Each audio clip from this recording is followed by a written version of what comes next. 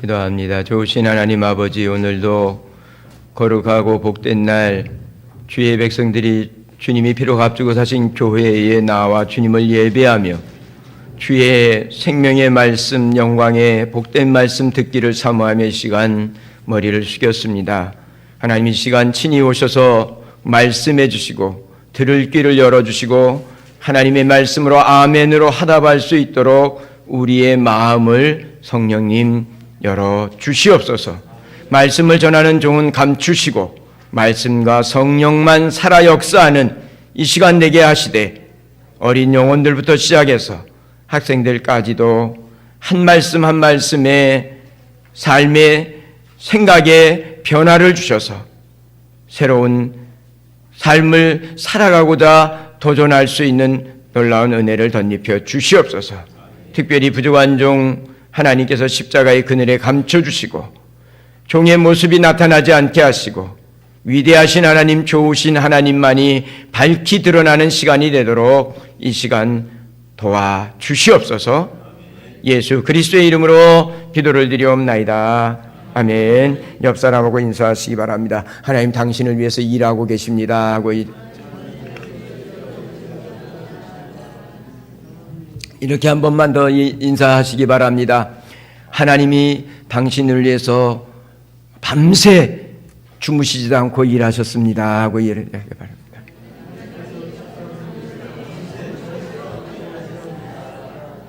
누군가가 나를 위해서 밤새 잠도 안 자고 일했다고 생각해 보세요. 그것도 온 세상을 다스리는 주님께서 말입니다. 그렇다면 여러분들, 세상이 어떻게 뒤집어지든 우리 절망할 게 아니라 새로운 기대감과 소망이 생겨질 줄 믿습니다. 한 젊은이가 20년 동안 고향을 떠나서 죽을 고생 이런 고생 저런 고생을 다 하고 그래도 성공을 거두고 고향으로 돌아옵니다. 그런데 그 고향 땅에서 살면서 정말 감정이 안 좋았던 사람이 그 고향 땅에 돌아온다는 소식을 듣고 자기들의 군사들을 이끌고 마중 나옵니다. 순간 고향에 돌아간다는 그 기쁨의 마음은 사라지고 그 군사들을 끌고 온다는 이야기는 자신에게 향한 악한 감정, 그 서운한 감정, 그것을 그 군사들을 통해서 안갚음을 하겠다고 오는 것이잖아요. 그러니까 이 젊은이는 이제 중년이 돼서 고향 땅에 돌아가지만 맞부닥칠 자신이 없었어요. 그래서 밤새 몸부림을 칩니다. 왜냐하면 성공하면 뭐합니까? 나한테 죽일 놈이라고 생각하는 놈이 더 힘이 세갖고 와가지고 내 모든 것을 빼앗고 죽여버리면 도루묵이잖아요. 그래서 밤새 정말 두려움에 떨면서 저렇게 하나님 앞에 매달립니다. 이래 죽으나 저래 죽으나 죽는 거잖아요. 그러니까 하나님 앞에 죽기 살기로 매달립니다. 그리고 하나님의 사자가 와서 그를 붙잡고 씨름을 합니다. 밤새 씨름을 하면서 이제 아침이 되니까 떠나려고 하는데 나를 축복하고 떠나라는 거예요. 이 문제를 해결해주고 떠나라는 말이죠. 그랬더니 됐다라고 이야기를 하는데도 안 노니까 환도뼈를 쳤지요. 골반뼈가 부러진 거예요. 그리고 이야기합니다. 내 이름을 다시는 사기꾼이다, 약삭 빠른 놈이다 이렇게 말하지 않고 내 이름이 이스라엘이라 불려지리라고 말해줍니다. 여러분, 야곱이라고 하는 사람은 위기의 때에 하나님 앞에 매달려서 자신의 인생이 정말, 야곱이란 말은 아주 간사한 자란, 약삭 빠르다는 사람의 그런 뜻을 가지고 있는데, 그런 과거의 자기 인생이 이제 하나님과 겨루어서 이긴 이스라엘이라고 불려지는 이런 놀라운 은혜를 덧입게 되고 문제를 해결받게 되는 것입니다. 위기가 이 야곱에게는 놀라운 축복의 기회로 바뀌게 된 것입니다. 그러면 이 성경의 이야기가 과거 성경의 역사만 그러하냐 말입니다. 아닙니다. 이 성경의 역사는 오늘도 동일하게 수많은 세계 곳곳에서 여러분 위기를 기회로 만들어서 새로운 인생을 사는 사람들이 얼마나 많은지 모릅니다. 이 안에도 많습니다. 한 젊은이가 여러분 경제 공황을 맞이해서 자기가 할 수 있는 것은 목공을 이렇게 목공 기술자로서 겨우 일하는데 여러분 요새 막 정리해고되면 막 45세 50세 돼서 정리해고되면 어디로 가야 될지 얼마나 답답한 우리 현실들과 같이 경제 공황을 맞았는데 여러분 그나마 어려운 가운데서도 직업을 가지고 직장 생활을 하면서 제재소에서 자기 일을 하고 있는데 정리해고가 돼버린 거예요. 여러분 얼마나 암담했을까요? 하늘이 무너지는 충격을 받았습니다. 그런데다가 경제 공황이니까 어디 취업도 되지 않습니다. 그런 절망적인 순간에 이 젊은이는 이렇게 고백합니다. 이제부터 새로운 인생이 열린다. 하나님이 나를 도와주시면 나는 이제부터 새로운 인생이 열린다. 그렇게 믿고 자기 집을 담보로 해서 건축 사업을 시작합니다.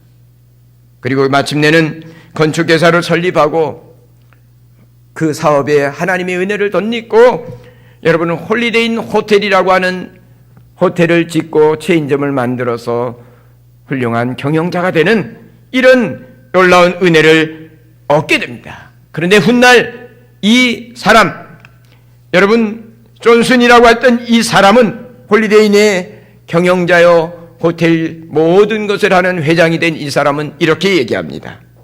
나를 해고한 사람에게 나는 정말 감사한다. 왜냐하면 그날의 고통이 내가 새로운 축복의 세상을 열어가는 관문이었기 때문이다. 이렇게 고백하고 있습니다. 사랑하는 성도 여러분, 우리에게 찾아오는 위기는 결코 좋은 것은 아닙니다. 여러분 고난이 오고 시련이 오는데 뭐가 좋겠어요? 그렇지만 그 위기를 잘 활용하면 언제든지 전화위복의 기회가 된다는 것을 기억하셔야 합니다. 고통과 시련은 누구에게나 찾아옵니다. 그때에 하나님을 바라보는 자가 최종 승리자가 됩니다. 하나님을 바라볼 때 위기를 오히려 기회로 삼고 한 단계 더 아름답고 영광스러운 삶으로 날아오를 수 있게 되는 것입니다. 사람의 진정한 능력과 모습은 여러분 위기의 때에 나타납니다. 여러분 저 사람이 저런 능력이 있었어? 그때 남들도 놀라지만 자기도 놀랍니다. 야, 나에게도 이런 능력이 있었어? 미길한 자신의 진가를 발휘하고 새로운 세상을 열어가는 기회입니다. 위기를 고통으로만 아는 사람에게는 미래가 없습니다. 그 시련과 위기는 배나 나를 힘들게 만들 뿐입니다.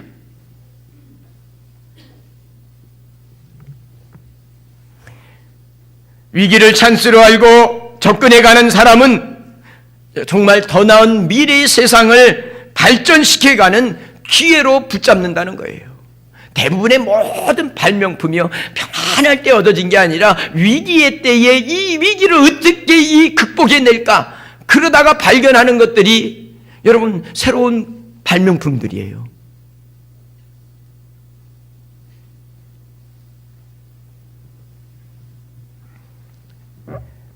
위대한 사람들이 존경스러운 것은 그런 시련을 딛고 오히려 새로운 세상을 열어주면서 이런 세상도 있구나 하는 것들을 많은 사람들에게 보여주면서 우뚝 서기 때문에 존경받고 사랑받는 것입니다.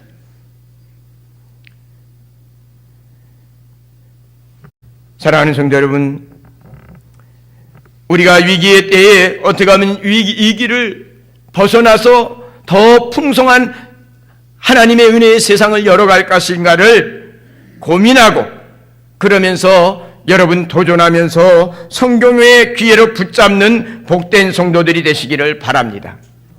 오늘 우리가 읽은 본문 말씀, 바울의 모습은 로마 감옥에 갇혀 있습니다. 세상의 눈으로 보면 실패한 사람입니다.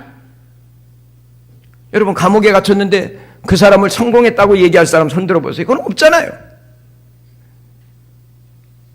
자기의 이익이 아니라 다른 사람들을 복되게 살아갈 수 있도록 도와주다가, 그 일을 위해서 자신의 모든 것들을 바쳤던 바울입니다. 그런데 알아주기는커녕 많은 핍박과 고난을 겪고 마침내 로마의 감옥에 갇힌 것입니다. 바울이 갇힌 감옥은 결코 여인숙이나 하숙방이 아닙니다. 그 감옥은 천장에서는 물이 떨어지는, 그래서 물이 뚝뚝 떨어져서 그 안엔 습기가 많아서 오싹하는 이런, 여러분, 사람이 살만한 그런 곳이 아닙니다. 그런데 바울은 그곳에서 감사와 기쁨으로 가득했습니다.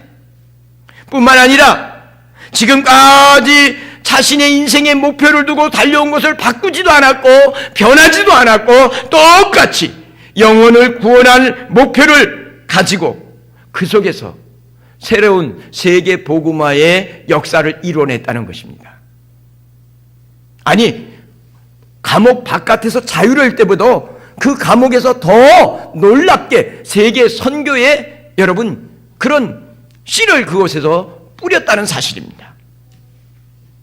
사실 로마의 옥중에 갇혔을 때는 복음을 전하는 일이 힘들 줄 알았습니다. 그런데 하나님께서는 놀랍게도 그곳에서 로마의 가장 엘리트 군사들을 만나게 하셨습니다. 바울은 고통 중에도 하나님이 주신 기회를 놓치지 않았습니다. 그리고 로마의 다음 세대를 이끌어갈 황제 시저의 경호원들에게, 시대라는 말은 경호원들을 말하는 거거든요. 황제의 경호원들이에요. 그 경호원들이 근무하는 그 감옥에 갇혀 있기 때문에 그 경호원들을 만날 수 있는 기회를 얻은 것입니다. 여러분, 그들에게 복음을 전했고 예수를 전했고 성령께서 역사하심으로 그 근위병들, 시대원들이 예수 믿고 예수의 제자들이 된 것입니다. 여러분, 시저 황제는, 전 세계를 지배하고 있었던 황제는 지역마다 문제가 생길 때마다 자기 측근에 믿을 수 있는 사람들, 이 경호원들 중에서 믿을 수 있는 사람들을 그 지역에 파송했습니다. 그러면 예수 믿는 그 시대의 경호 군사들은 그곳에 가서 그 나라를 평정하면서 예수를 전한 것입니다. 바울이 가지 못한 곳까지 그들이 가서 복음을 전하면서 그 시대의 세계라고 하는 로마가 지배하는 모든 지역으로 흩어지면서 복음이 여러분 100배, 1000배 놀랍게 확장을 이루어간 것입니다. 여러분, 이 시대 군사들이 하찮은 이 죄수 바울의 이야기가 전해지는 그 복음을 어떻게 받아들일 수 있었을까? 하나는 성령의 역사예요. 그러니까 우리가 성령의 역사라고 그러고 그러면 우리는 아무렇지 않아도 되냐? 그런 건 아니에요. 하나님은 성령의 역사고, 그러나 그 성령이 역사하도록 만든 것은 바울의 삶입니다. 감옥에 갇혀 있지만 오늘도 말하잖아요. 18절에 기뻐하고 또 기뻐하라고 얘기하잖아요. 말만 했을까요? 안 그렇다고 여겨집니다. 바울은 그 감옥에서도 아마 기쁨 충만한 삶을 살았습니다. 로마의 군사들이 볼 때는 이 사람이 미친 사람이 아니면 뭔가 분명히 우리와 다른 것이 있다는 것을 느꼈을 것입니다. 왜냐하면 감옥에 갇혀와서 밤낮 기뻐하고 즐거워하고 웃으면서 산다면 미쳤든지 뭔가 확실한 게 있든지 둘 중에 하나 아니에요. 그러니까 자신들보다 더 즐겁고 행복하게 사는 바울을 보면서 대체 뭘까? 바울이 얘기하는 것에 귀를 기울이기 시작했고 마음을 열기 시작하고 성령이 역사하시니까 여러분, 아하! 예수를 핍박하고 있는 이 민족이 지금 로마가 예수를 핍박하고 그리스도인들을 핍박하지만 예수님을 만나면 이렇게 바뀌는구나. 나도 그 예수 믿고 싶다는 거예요. 그게 그 로마에서만 이루어지는 거 아니잖아요. 중국에서도 수많은 사람들이, 공산당원들이 여러분 지하교인들을 붙잡아다 신문하면서 그 신문은 고통을 당하면서도 즐거워하고 기뻐하고 하늘의 소망을 가지고 사니까 대체 이놈들은 대체 뭔가? 그들이 말하는 예수가 뭔가 나도 좀 배우고 싶다고 해서 로마의 이 중국 공산당원들도 여러분 얼마나 많은 사람이 변화돼서 예수를 믿었다고 하는 우리 선교사들의 간증을 듣지 않습니까? 과거의 역사가 아니에요. 오늘의 역사예요.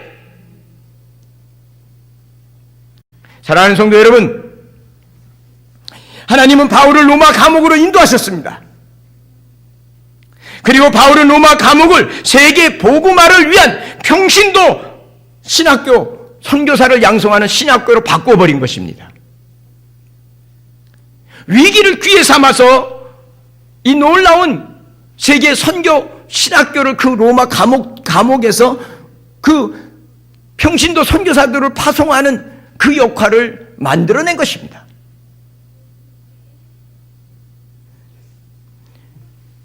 우리는 그 비결을 함께 생각하면서 우리도 원치 않는 고난과 위기를 맞을 때 오히려 성공의 기회로, 발전의 기회로 바꾸어가는 복 있는 성도들이 되시기를 먼저 축원합니다. 첫째는 여러분 그렇게 되려고 하면 고난도 하나님의 사랑의 역사임을 믿어야 합니다. 여러분, 바울을 로마 감옥으로 보내신 분이 누구예요? 하나님이죠. 우리가 생각할 때는 사랑하시면 좋은 데 보내주고 편안한 데 보내주고 잘 되게 하고 이렇게 생각하는 게 우리의 생각이지만 하나님은 우리의 생각지 못한 더 크고 높은 계획이 있으셔서 여러분 바울을 로마의 감옥으로 인도하셨습니다. 그게 하나님이 바울을 사랑하는 사랑이라는 사실을 여러분 바울은 믿은 것입니다. 사랑하는 성도 여러분, 고난을 당할 때 낙심하지 말고 그 고난까지도 하나님의 사랑이심을 믿을 때에 새로운 세상이 보이기 시작합니다. 하나님의 섭리와 하나님의 뜻이 발견되기 시작합니다. 여러분 그것을 불신하고 원망하고 불평하면 아무것도 안 보입니다. 성경의 역사가 그렇잖아요. 불평하고 원망하는 사람에게 새로운 역사가 보인 적이 있습니까? 없잖아요. 오히려 보이던 세상도 막혀버리잖아요. 안 그렇습니까? 바울은 12절에 이렇게 말합니다. 형제들아, 나의 당한 일이 도리어 복음의 진보가 된 줄을 너희가 알기를 원하노라. 지금 바울의 선교 사역을 돕던 수많은 교회와 성도들은 큰일 났다. 바울이 감옥에 갇혔으니 이제는 어떡하냐? 복음 전하는 일이 이제 막히게 됐으니 어떡하나? 그렇게 염려하고 기도했단 말이죠. 그래서 성도들 수준에서는 빨리 감옥에서 좀 내보내달라고 하나님 아마 그렇게 기도했을 것 같아요. 저부터도 그렇게 기도했을 것 같아요. 근데 바울은 이야기합니다. 형제들아, 나의 당한 일이 도리어 복음의 진보가 됐다는 거예요. 뭐예요? 온 세계 선교사들을 파송하는 그 역할을 지금 하고 있다는 거예요. 그래서 너희가 그것을 알라는 거예요. 여기 내가 오고 사람들이 나 죽이려고 해서 날 끌고 온 게 아니라 하나님이 나 여기 사랑하셔서 복음의 역사 더 잘 이룰 수 있도록 하나님이 인도해 오셨다는 거예요. 이게 하나님의 사랑의 손길이라는 거예요. 예? 여러분 이 사실을 듣게 된 성도들이 여러분 더욱 힘을 얻어서 오늘 12절, 13절, 14절, 15절 더 복음 전하는 일에 힘을 냈다고 얘기하지 않습니까? 예? 우리는 뭘 보냐면 감옥에 갇힌 바울만 보는 거예요. 고통당하는 나만 보는 거예요. 그러니까 하나님의 섭리와 하나님의 뜻하심을 향하여 나아가지 못하는 거예요. 사랑하는 성도 여러분, 바울이 로마의 감옥에 갇히지 않았다면 시저 황제의 주변에 있는 큰 힘을 가진 사람들 만날 수 있습니까? 없습니까? 한 사람 만나려고 해도 얼마나 힘들겠어요? 만나지 못하면 복음 전할 수 있어요? 없어요? 없잖아요. 그런데 하나님께서 그 길로 인도하셔서 그 시대 때 로마의 시민권을 가지고 있었던 바울이었기 때문에 여러분, 그 시대의 군병들이 그를 여러분 지키면서 3교대로 2명씩 늘 곁에서 바뀌어가면서 찾아온 거예요. 여러분, 8시간씩 뭐 할까요? 막 즐거워하고 기뻐하고 그러니까 물어봤을까, 당신은 갇혀서 뭐가 그렇게 좋아? 옳다 땡이다 요때다. 그리고 난 예수님 때문에. 아니 대체 예수가 뭔데 감옥에 갇혔는데도 좋아? 그러면 그때서야 예수님에 대해서 복음을 전했을 거 아니에요. 정말 그렇게 좋아? 예, 예수님을 믿고 죄 용서함 받고 예수님과 함께 살면 이 기쁨을 가지고 사는 겁니다. 여러분, 그 군사들, 여러분 군인들이요 마음이 얼마나 강직합니까? 죽음의 사선을 넘나드는, 로마의 군사들이 늘 죽음의 사선을 넘나들 때 두려움도 있지만 용맹함도 있는 거예요. 그런데 이런 모습을 보니까 이야, 이런 평강, 이런 은혜 하나도 얻고 싶어. 어떻게 하면 돼?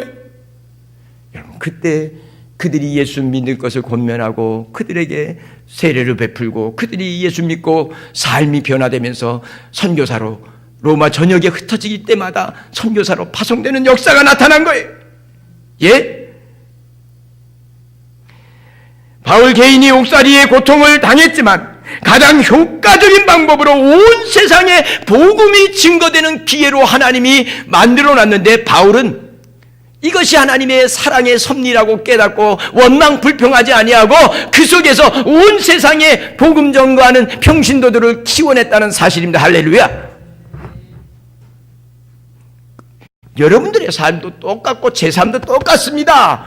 내가 원치 않는 삶이 왔다 할지라도 이것도 하나님의 사랑이심을 믿을 때 그때부터 하나님의 놀라운 그 속에서 펼쳐지는 하나님의 깊고 오묘한 섭리와 계획들이 보이기 시작합니다. 그리고 그 일에 내 인생을 투자해도 괜찮겠다는 거룩한 믿음이 생겨지게 되는 것입니다. 사랑하는 성도 여러분, 우리의 행복과 불행은 어떻게 위기를 관리하여 기회로 삼느냐에 달려 있습니다. 하나님은 최악의 위기를 최고의 기회로 바꾸어 주시는 정말 멋진 분이십니다. 그게 성경의 역사가 다 그렇잖아요. 어떻게 보면 최악의 위기가 최선의 최고의 기회로 그 사람들이 그 기회를 타고 날아오른 거 아니에요? 고난을 딛고 일어선 거 아니에요? 그게 과거 성경의 역사라고만 생각한다면 믿지 마세요. 예수 왜 믿어요?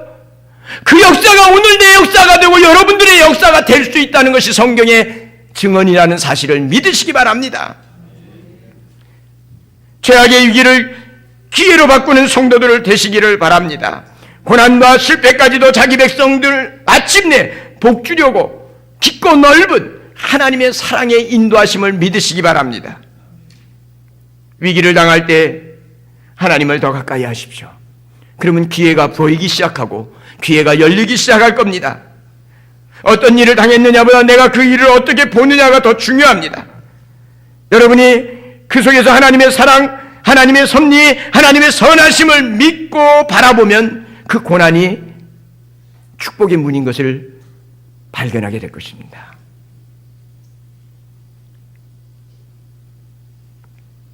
그러므로 우리 하나님께서 고난까지 실패까지도 선하게 사용하심을 믿고 위기를 당해도 낙심하지 말고 오히려 감사하면서 기뻐하면서 축복의 기회로 붙잡는 복된 성도들이 되시기를 축원합니다. 두 번째로는 오늘 바울이 우리가 읽은 이 12절에 18절의 짧은 내용이지만 바울의 마음을 봐야 돼요. 글을 보지 말고 마음을. 바울의 마음은 여러분 그 마음을 보면서 우리도 어떤 마음을 갖냐면, 여러분, 바울이 지금 그 고난과 시련에 대한 얘기보다는 그 삶 속에서 하나님이 펼쳐주시는 긍정적인 삶에 대한 이야기를 하고 있는 거예요. 역사를 이야기하고 있는 거예요.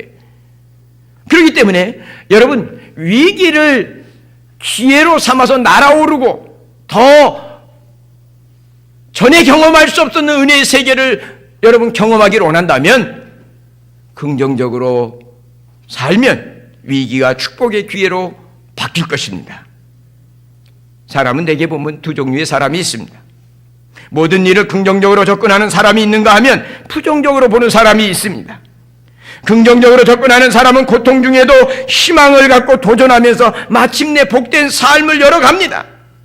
근데 반대로요, 좋은 일이에도 염려하고 부정적으로 생각하며 두려워하며 하는 사람은요, 스스로 불행의 늪에 빠져들어간다는 사실입니다. 어떤 사람이 되시렵니까? 어떤 삶을 살으시렵니까? 여러분, 성도는 능력이 하나님이 함께 해주시겠다고 약속하셨잖아요. 우리를 위해서 여호와 이레에 준비된 수많은 약속들과 축복이 있잖아요. 그게 없다면 우리도 절망할 수밖에 없죠. 있잖아요. 고난도 유익하게 해주시고 모든 걸 합력하여 선하게 이끌어 가시겠다고 약속하셨잖아요. 그 하나님 거짓말쟁이 아니잖아요.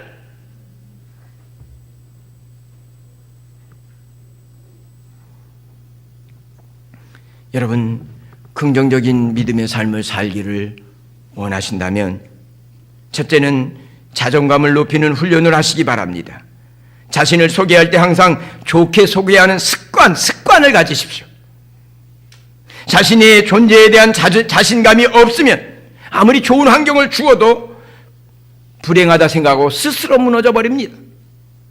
그러나 자신의 존재가 예수 안에서 얼마나 보배로운 존재인지를 알면 어떤 시련이 와도 능히 견뎌냅니다. 오히려 자신감을 가지고 기뻐하면서 새로운 역사를 창출해내게 되는 것입니다. 바울이 지금 그렇잖아요. 감옥에 있지만 자신의 삶을 통해서 하나님께서 천하보다 귀한 영혼들을 구원하시는데 그 일은 감옥이든 어디든 상관없다는 사실을 기억하면서 여러분, 그렇게 자신에 대한 나 감옥에 갇혀있으니까 저 사람하고 비하면 난 뭐야? 아무것도 아니야. 여러분, 그렇다면 로마 군사들이 예수 믿었을까요? 안 믿지 뭘 믿어요? 그런데 자신들보다 자신의 인생에 대해서, 삶에 대해서 확실한 자신감과 기쁨과 소망을 가지고 사니까 내도 저 감옥 죄수인 바울이 믿는 예수, 여러분 생각해보세요. 성공한 사람의 예수가 아니라 감옥에 갇힌 자의 예수 믿고 싶어요? 안 믿고 싶어요? 겉으로 보면 안 믿고 싶죠. 그런데 바울의 삶을 보니까 믿고 싶다는 거예요. 왜요? 바울이 그렇게 그 속에서도 이런 표현 문장에는 없어요. 꿀리지 않거든. 바울이 꿀릴 게 없거든요. 시저 황제의 여러분 많은 군사들 중에도 시저 황제, 로마 황제의 호위병이에요. 근위병들이에요. 여러분 대단한 거예요. 여러분 보세요. 지금 청와대 안에만 있으면 막강한 권세를 가지고 가가지고 무슨 얘기하면 대기업도 그쪽 꼼짝 못 하잖아요. 그것도 똑같은 거예요. 그러므로 여러분 예수 안에 있습니까? 여러분 믿음이 있으십니까? 그렇다면 여러분들 늘 이렇게 스스로에게 얘기하십시오. 나는 주 안에서 가장 복되고 귀한 존재다. 옆 사람하고 이야기해보세요. 당신이 가장 귀하고 복된 존재입니다. 한번 옆 사람하고 얘기해보세요. 한번 이렇게 좀 뻔뻔하게 해보세요. 자기를, 옆 사람을 보고 이렇게 얘기해요. 여보, 내가 세상에서 가장 귀하고 복된 존재야. 집사님, 내가 세상에서 가장 복되고 귀한 존재. 한번 옆 사람에게 그렇게 한번 얘기해보세요. 근데 왜 이게 필요하면 예수 믿으면서도 이걸 머리로는 아는데 실제는 몰라요. 머리로는 알아요. 근데 실제는 그 고백을 안 해요. 그리고 S대 나오면 에스더에 나온 뭐예요? 하나님의 뜻이 이 역사도 알지 못하고 서경석이라고 하는 사람 보니까 속 터져 죽겠어요. 재개발할 때도 와가지고 나한테 자기랑 손잡고 자기만 드러내려고 하는 사람이지. 우리 동료들 감옥에 갇혀 있는데 자기만 드러내려고, 자기 혼자 뭐 하는 것처럼 하려고. 역사를 어린아이도 아는 것을 모르고 지금 쓸데없이 나서서 지금 기독교를 망신시키고 있잖아요. 서울대 나오면 뭐예요? 서경석 목사가 서울대 나왔거든요. 여러분, 기억하세요. 서울대 안 나왔어도 괜찮고 대학 문턱에 안 갔어도 괜찮아요. 여러분 정말 예수 안에 있습니까? 정말 금보다 귀한 믿음을 가지고 있습니까? 여러분이 세상에서 가장 존귀한 자입니다. 여러분 스스로 그 고백을 자꾸 하세요. 그래서 여러분들이 상황과 환경에 상관없이 내가 귀하고 복된 존재인 줄 알고 즐거워하고 기뻐하세요. 그 속에서 하나님 역사하십니다. 여러분, 하나님을 모르는 사람도요, 기뻐하고 즐거워하고 감사하면 좋은 일이 생긴대요. 세상 사람들 그렇게 말 안 합니까? 하나님을 몰라도 그렇게 말하잖아요. 그런데 우리는 나를 사랑하는 하나님이 계시고 나를 위해서 죽도록 자기 몸을 헌신하신 주님이 계시고, 수많은 축복의 약속들을 이미 해주셨잖아요.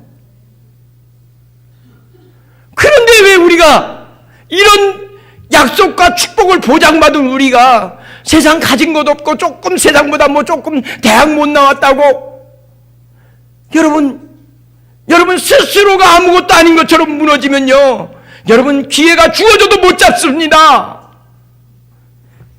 하나님 안에서요, 내 자신이 얼마나 존귀한지, 하나님이 나를 통해서 천하보다 귀한 생명들을 구원할 것이다 라고 믿고, 그렇게 하나님이 나를 그렇게 구별하셨다고 믿고 하나님을 바라보면 소망이 생깁니다. 낙심하지 않습니다. 오히려 믿음의 선배들처럼 내 삶도 바꿔주실 줄 믿습니다.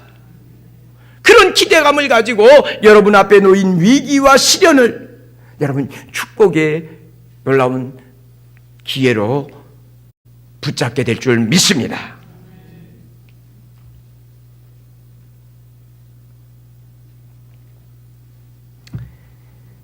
그 다음에는요, 바울의 오늘 모습을 보면요, 바울이 그렇게 그 감옥에 갇힌 위기를 오히려 온 세상, 로마가 지배하는 세상 복음 전거하는 그런 평신도 신학교로 바꾸어서 말이에요. 거기서 인생 역전, 아니 하나님의 기독교 역사의 역전을 일으킬 수 있는 그 터를 만들었던 이유가 하나가 딱 더 있는데, 그게 뭐냐면 오늘 본문에 보니까 바울은요, 철저하게 자기 중심이 아니라 그리스도 복음이 증거되기를 소원하는 사명을 가진 자였다는 사실이에요.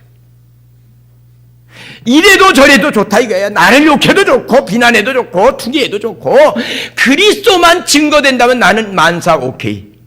내가 고난을 좀 겪지만, 내가 좀 손해를 보지만, 내가 욕을 먹지만, 내가 좀 비난을 받아도 괜찮다는 거예요.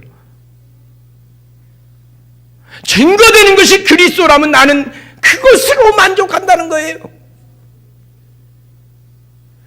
바울은요, 사명감에 그리스도가 증거되고 죽어가는 영혼이 구원받고 세상이 그리스도의 생명의 빛 가운데서 정말 사랑을 나누며 사는 이런 세상이 되는 것을 소망하면서 말이에요, 자기의 몸을, 자기를 돌본 게 아니에요. 자기의 당한 일에 관심이 없어요. 내가 고난당했다. 성도들은 막 검신하는데 바울은요, 내가 고난당한 거엔 관심 없어요. 뭐가 관심 있어요? 어떻게 하면 복음이 더 증거되냐. 근데 고난당한 현장에서 보니까 하나님의 섭리가 발견되는 거예요. 그러니까 고난은, 힘든 것은 그 놀라운 사명감에 의해서, 사명에 의해서 이 힘든 것들이 별 문제가 안 되는 거예요. 어차피 바깥에서도 핍박받고 때로는 곤장 맞고, 때로는 배고파 굶주렸고 그랬잖아요. 근데 감옥에서는 밥은 줘요, 안 줘요? 좋게 생각해 보란 말이에요. 감옥에서는 밥 줘요, 안 줘요? 근데 복음 전도가 전기 때 고린도서를 보세요. 내가 굶주림과 핍박과 여러분 생각해 보세요. 근데 거기는 감옥에서는 로마 사람이기 때문에요. 로마 시민권을 가지고 있어서요. 그렇게 곤장 안 때려요. 감옥이라는 울타리에 갇혀 있는 것이지. 먹을 것 제때 줘. 사람 붙여줘서 복음 전하게 해. 그 중에 성령님 역사하셔서 구원받는 사람들이 전도자로 바울 선생님 저기 소아시아 어디로 발령받았어요. 기도해 주세요. 그랬을까요? 안 그랬을까요? 우리 교회 연실을 봐도 어디 무슨 일 있으면 나한테 오잖아요. 기도해 달라고 오잖아요. 거기도 그랬을까요? 안 그랬을까요? 여러분, 그러면서 갔다가 또 무슨 일이 있어서 로마에 오면은 선생님 찾아갖고 선생님 내가 거기서 복음을 전했는데요. 교회가 생겨지고요. 믿는 사람들이 생겨졌어요. 할렐루야. 내가 당하는 고난, 우린 자꾸 내가 당하는 고난 여기에 신경 쓰는데 바울은 그게 아니에요. 그리스도만 증거된다면 나는 그것을 위해 부름받은 자니까 나는 그것으로 감사한다는 거예요. 기뻐한다는 거예요. 이 사명감이 분명하니까 바울은 그 감옥에서도 기뻐하고 또 기뻐한다고 얘기하는 거예요. 근데 이 기쁨을 누가 주신 거예요? 하나님이 주시는 거예요. 사람이 기뻐한다고 기뻐해줘요? 하나님이 주시는 거예요. 그 기쁨을 돈 주고 살 수 없는 그 기쁨, 행복을 주시는 거예요. 예?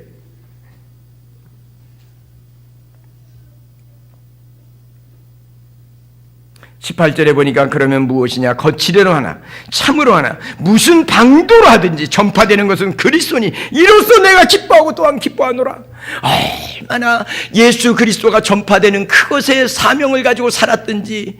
여러분, 거칠애로 하나 무엇으로 하나 그리스도가 전파된다고 하니 나는 그걸로 기쁘다는 거예요. 그걸로 좋다는 거예요. 사랑하는 성도 여러분, 잊지 않으시게 되기를 바랍니다.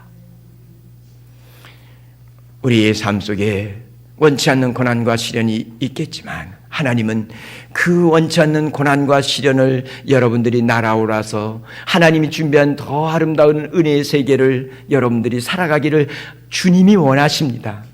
그 위기를 기회로 바꾸어서 더 하나님을 찬송하고 하나님을 영화롭게 하면서 하나님 때문에 즐거워하면서 사는 이 영광의 삶을 살기를 주님이 원하십니다.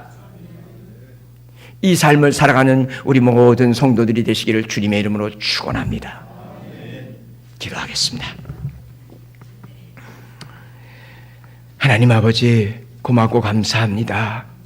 우리 믿음의 선배들 주를 위해서, 복음을 위해서 말할 수 없는 고난과 역경을 겪기는 했지만 그 고난과 역경을 통해서 오히려 하나님의 위대하심과 하나님의 복음이 온 땅에 증거될 수 있도록 역사해 주신 하나님 아버지, 그 하나님을 믿고 우리 살아가는 성도들이 이 험악한 세상 가운데서 하나님 고난과 시련과 위기의 때에 낙심하고 좌절하고 주저앉지 않게 하시고 오히려 하나님의 그 신실하심을 기억하면서 멋진 은혜의 세계로 날아오를 수 있도록 축복하여 주시옵소서. 예수 그리스도의 이름으로 기도를 드립니다.